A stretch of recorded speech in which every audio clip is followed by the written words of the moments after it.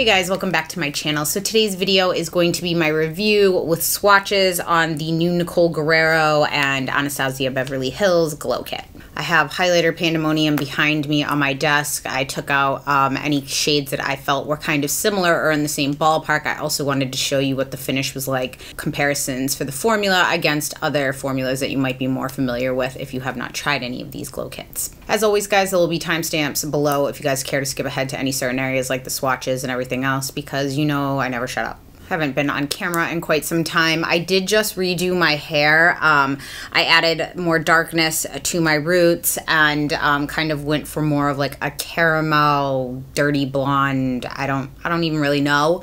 And I did just get my extensions put back in, and they're not cut yet. So I mean, they're super long right now. I'm having them blended on Wednesday. My next video after this is going to be like what I'm wearing here and a few other outfits. One of my friends started an online clothing boutique and a store down in the Valencia area. So I have a $100 gift card to give away to you guys, and I'll just show you some of the outfits. So if you're interested in that, please check back. So the ABH team did send this to me. I did not purchase this. Currently, this is actually for sale on the Sephora app. There's an exclusive. So if you go onto your phone and add it into your cart, then you can go on your computer if you guys use like Ebates or anything like that and try to get it. So currently this is available on the Sephora app until the 27th, which is basically just 48 hours. So today and tomorrow. This will be online at Sephora.com on March 3rd, as well as Anastasia's website direct as well. It's set to be in store on March 15th. Although I have seen that some people have already picked these up in stores. I'm just telling you like what the press release said for dates. Again, sometimes those change. I did read in an interview that the day that this releases in store is the day before Nicole's birthday. Her birthday is March 4th. So I'm pretty sure all of you guys know who Nicole is. For those that don't, Nicole has been doing YouTube videos since 2006. She's amassed almost 2.8 million subscribers on her YouTube channel. She does car vlogs that are really popular with people. She does lots of makeup tutorials. She's actually super skilled at a lot of special effects makeup. She does some really cool Halloween tutorials. I think that that's how I originally found her many years ago.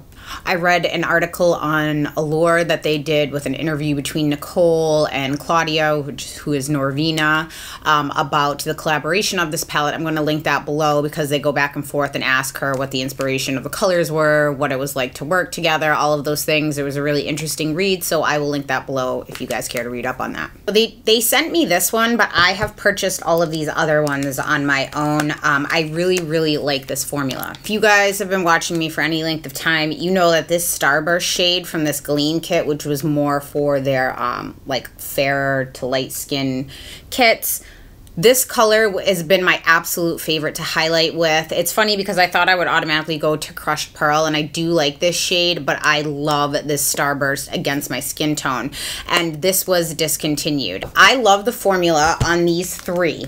These are the three I've tried. There's one more that I didn't get that was meant more for deeper skin tones from this. I think it was called That Glow, and then that one was Glow, and this one was Gleam.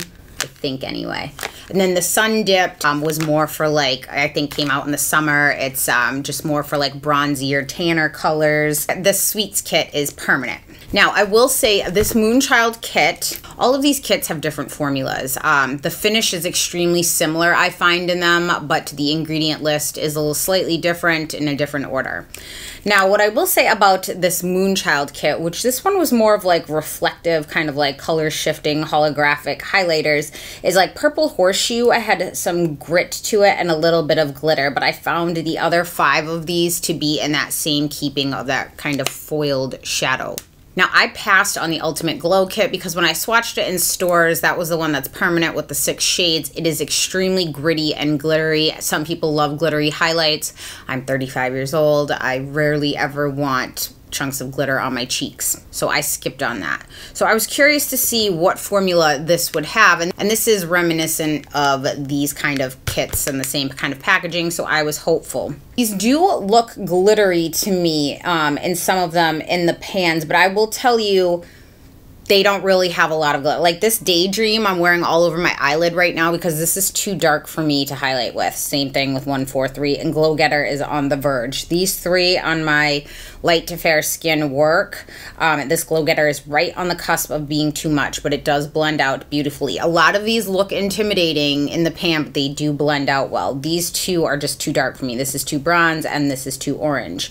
I would imagine these two shades would be beautiful on deeper skin tones. Since this kit is not out yet and I just got this one, I don't have any swatches on deep skin tones for you from Ripley. I will insert some that I found online with credit and links to the Instagram below if you care to check those out. This Forever Lit would be excellent for those that are like translucent. It has a little bit of a blue shift to it. You can also mix this lighter one with some of these darker ones to kind of make your own shade as well. Although, again, keep in mind this does have a little bit of a shift to it. You're the best. Thank you.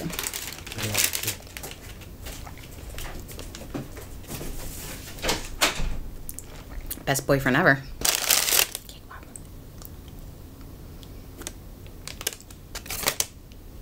Oh, too much. Now I'm done being a disgusting human being.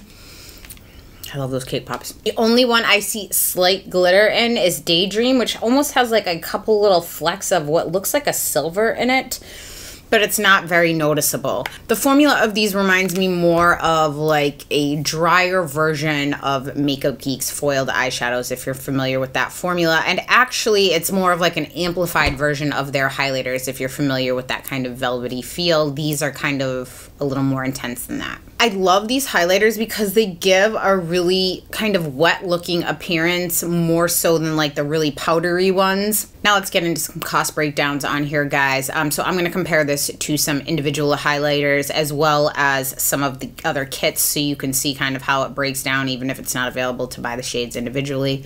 It'll just help you get a gauge. Again, cost per gram here when comparing, because that is the most accurate cost comparison when we're looking. And so right here, guys, I also wanted to show you a quick little breakdown based on if you look at this kit and you think, oh, I'll only be able to use one shade, 2, 3, 4, 5 shades. I also wanted to show you what the cost per gram would be broken down by that and how much each shade would cost you, because in some instances, even if you can only use 2 or 3 of the colors, you're still getting a decent value compared to some other brands, even in their full-size individuals. So that just gives you a little gauge to compare it to. So even if you can't use all the shades as highlighters, you can still maybe get 2 highlighters and then use the rest for eyeshadows or however you want to do it. So these main kits had 4 shades. These have 6. You are getting slightly smaller pans with this than you are for these, but the cost per gram on this is only slightly higher than these other kits, which is understandable because it is a collab. All of these palettes are made in the People's Republic of China. This one is vegan and cruelty-free per the back, a 12-month shelf life. These other kits have all been cruelty-free because they're not tested on animals, but they are not all vegan because some of them do have carmine. So for those that ask often, I know I've covered this before, but for those that are concerned about products made in China, whether they can truly be cruelty-free or not, a product that is made in China and just exported out of the country does not have to be tested on animals. A product that's even made in China and sold in China necessarily doesn't have to be tested on animals. A product that is made outside of China and then imported in to be sold is subject to third-party animal testing, and mainland China is a very large market. So that's how some companies, they may not personally do animal testing, but if they choose to sell in mainland China, they are subjected to that rule. And they also have rules for cosmetics that they consider specialty cosmetics, things that are like of a medical grade that make certain claims. Those are subject to animal testing as well. These highlighters don't fall into that category, and to the best of my understanding, they're not sold in China. I will link an article below for further reading on animal testing and some of the changes that China has recently made if you're interested in reading up on that. This palette is limited edition, as with most collabs. I have to say, you guys know from things I've spoke about, I'm completely at collab overload because so much stuff is just a bunch of shit with a name slapped on it, and they just kind of crank them out, which is genius on their part because all of us seem to buy them all up and everything sells out, and it's like, you know, hardly any effort for a big payday. And they release collabs. I've loved all the eyeshadow palettes I've gotten from them, and I must say they've gotten even better as time's gone on. Like, I had all the original, I think the first one might have been the Maya Mia palette, or maybe it was the Amrezi. I can't remember, one of those, but I got that collab palette and I really liked that. And the latest one they came out with Mario was amazing. I loved the pigmentation of those shadows, and the mattes that they have now launched have become some of my favorite. I like it that this is in keeping with their other glow kits. Again, as all of the formulas vary slightly, the finishes are extremely similar. Who do I think this palette would be good for? So for me, I will list my shade foundations below so you can get an idea of how this looks on me. I am light to fair. I typically wear the second to lightest foundation shade offered in most ranges, if not the lightest, depending on the brand. I can wear this Forever Lit. I can wear this Kitty Cat, even though this looks really pink once you put it on, sheer it out. I can't. And then this Forever Young, which is what I'm wearing today. These two are too dark for highlighters for me. I do have this one, this Daydream, on as eyeshadow on my lid right now, which is very gorgeous for that. And I will do the same thing for 143. This will be a lifetime supply of eyeshadow because I don't think that I will finish that.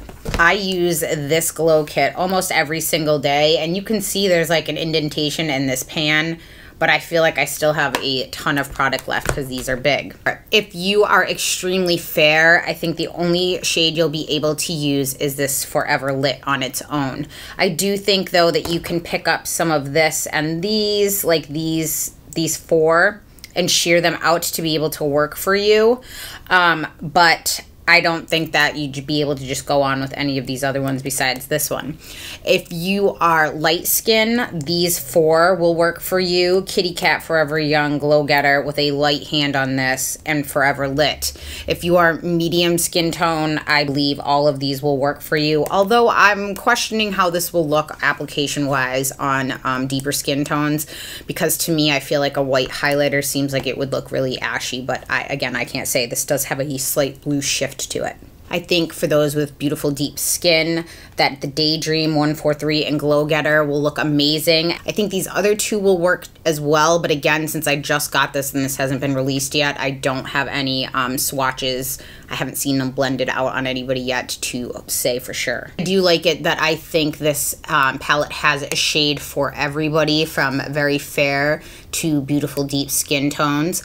What I will say though is, in general, I normally think palettes are a waste for something like this that covers such a huge spectrum, because if you're really deep, there's probably at least one shade you're not going to use, and if you're really light, there's at least one shade that you're not going to use either, and in this case, probably more. What you can use these for if they're too dark for highlights, like I did, is this I used as an eyelid color. I'll do the same thing with this. You can use these as blush toppers, different things like that. If you do like these colors, I really do enjoy the formula. I really like the finish on these. You'll just have to decide for yourself if you're gonna get a whole lot of use based on the colors. Now I'm just gonna show you guys a brief little demo of me putting this on today. So I'm just gonna pick this up on my brush, and if you see, I have no highlighter on right now. I'm just gonna apply this to the tops of my cheekbones. You guys can see, gives a nice little sheen, and I just kind of bring it up around there.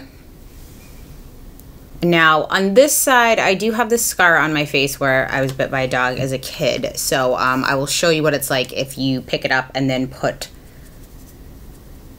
some Fix Plus on it first. So keep in mind it does settle into that part of my face. And this is the same color. I mean, it's much more metallic.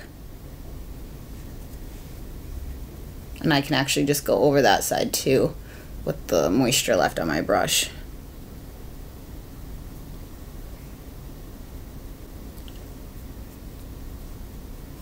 I mean, it gives a pretty foiled finish. I really do like this formula.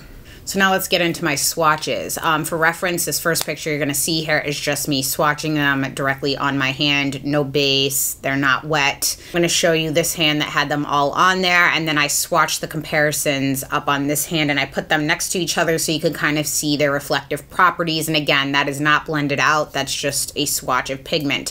What that will help you decide is if you know any of these highlighters that you have and you enjoy them, you can see the color comparison as well as the finish. At the end of that, I took their A23 brush, I swirled it around, and then I buffed it on my hand so you can see how they look blended out against my skin tone and just in general. I do want to let you guys know that I did do some color comparisons against some of my Artist Couture highlighting powders, and those are more glittery. It's like a pure mica glitter.